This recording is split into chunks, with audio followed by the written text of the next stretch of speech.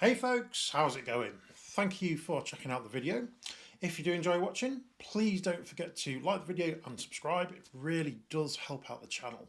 Today, I'm going to be talking about data visualization experts' favourite topic. It's pie charts. Okay, so today's video is based on a talk I gave at a conference a couple of years ago. All about effective use of pie charts, right? And I was chatting to somebody about it quite recently, and they said to me, "Oh, is there a recording of that online somewhere?" And there isn't. So I thought, well, feels like an excuse for me to make a YouTube video about it. So here we are. I've also got a shiny new PowerPoint deck to be able to talk you through as well. So felt like a good opportunity. So this is Dumb Ways to Pie. So this is all about why is it trendy to hate on pie charts. First things first, I've got some really great advice for you in terms of what makes an effective pie chart.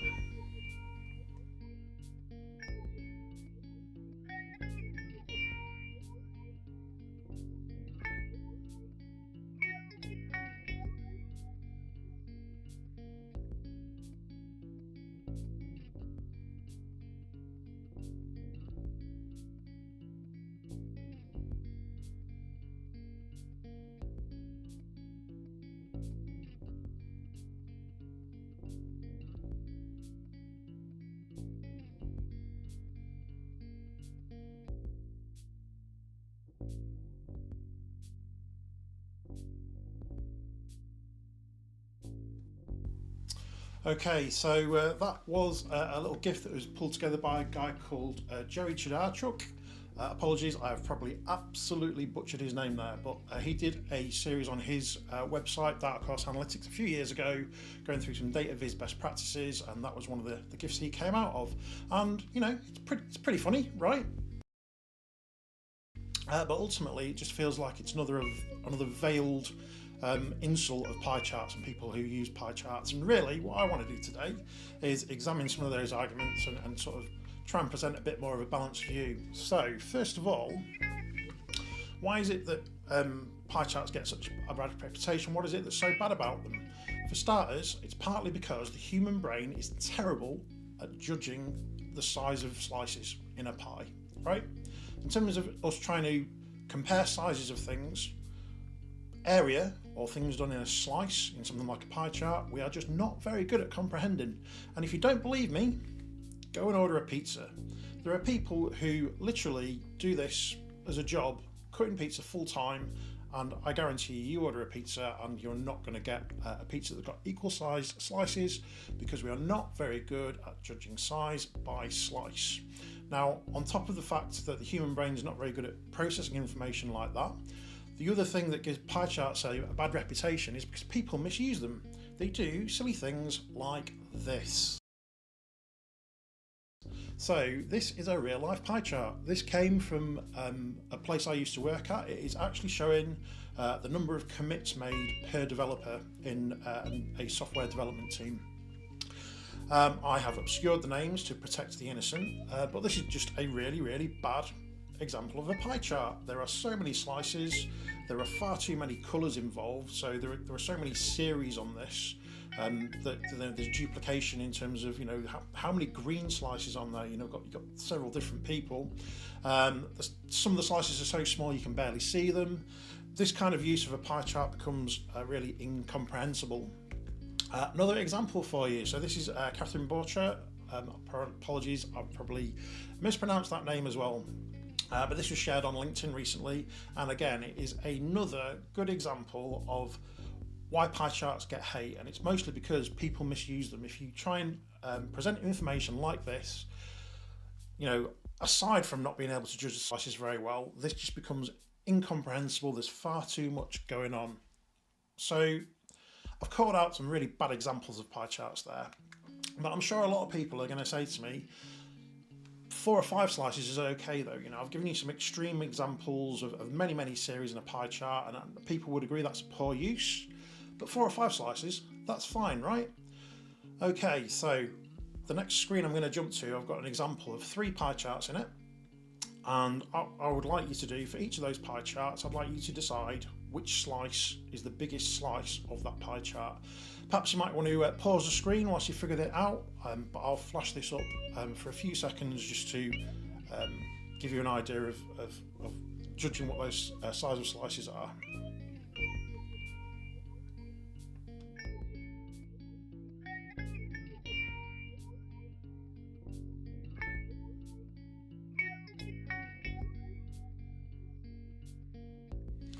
So what do you think? The answers are here. So biggest slice on the first one was the red slice, category D.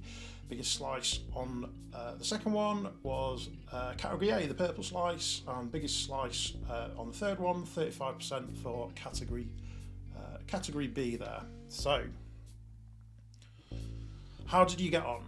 Did you get those right? Perhaps maybe you could let me know in the comments, did you manage to guess the right size slices first time round? Now, annoyingly, I showed this to my wife and she did manage to guess all the right answers first time, which kind of sort of, on one hand, didn't prove the point I was trying to prove. But what did happen when she looked at the slices was she was sort of saying to herself, oh, right, well, I think it's the red slice for the first one, and I think it's the red slice for the purple one. She wasn't sure. There was some uncertainty, and it took effort and it took time to be able to, to see what the correct slice was. Right now, with data visualization, it should be intuitive. You should not have to think about it. There should not be extra cognitive load. You should be able to see the answer straight away. Right. So, even if you did get the answer right, I will bet money that you didn't get the answer right instantly. Okay. Now, by comparison, I'm going to do the same exercise again, but I'm going to do it for a different set of pie charts. So again, I'm going to flash this up on screen, give yourself a few seconds and see if you can decide for these two pie charts which slice is the bigger slice.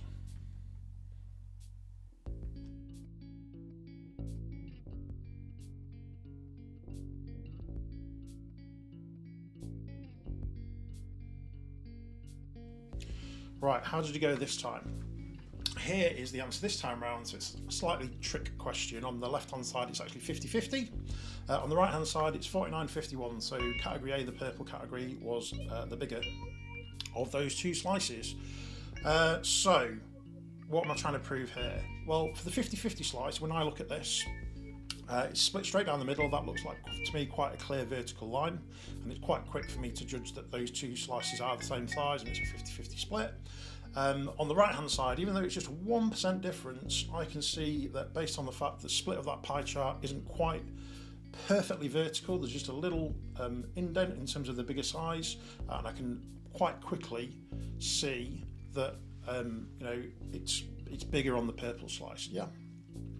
So what am I saying here then? Am I saying that you should or you shouldn't use pie charts? Am I saying that they're terrible, never bother, or am I saying that actually in some situations you can use them? I have basically some golden rules for using pie charts. My golden rules are, the first rule of pie charts is we don't talk about pie charts. Okay, yeah, I'm not being serious there. My golden rules are as follows. First of all, there should not be more than 2 data series. So if you've got a simple question that is a yes or a no, 2 data series compared to each other, that's absolutely fine. And the largest slice should always start from 12 o'clock. So again, in terms of that cognitive load and being able to compare the two, if it starts at 12 o'clock, you can always tell that the largest slice has gone past that vertical, and it makes it easy for you to see. So have I got some good examples for you? Yes, I have. This is a great pie chart, one of my favourite pie charts. This fits the rules, starts at 12 o'clock. Only got 2 series, and it's pretty easy to see the bigger one. What about this? Unfortunately not. Again, this is one of my favourite pie charts. Kind of feels sad that I have such a thing as favourite pie charts. But yep, this doesn't meet the rules. More than 2 series, and doesn't start from midday. This, on the other hand, though, this one's fine. So again, 2 categories. Starts at 12 o'clock, easy to see which one is the bigger slice. And yeah, the question, are pie charts inherently bad? No, I don't think they are.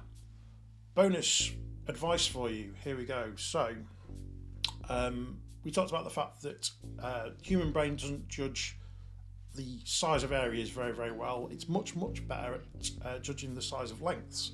So if you are stuck with a stakeholder and they are absolutely insistent that they must have pie charts on their dashboard, go for a donut chart instead.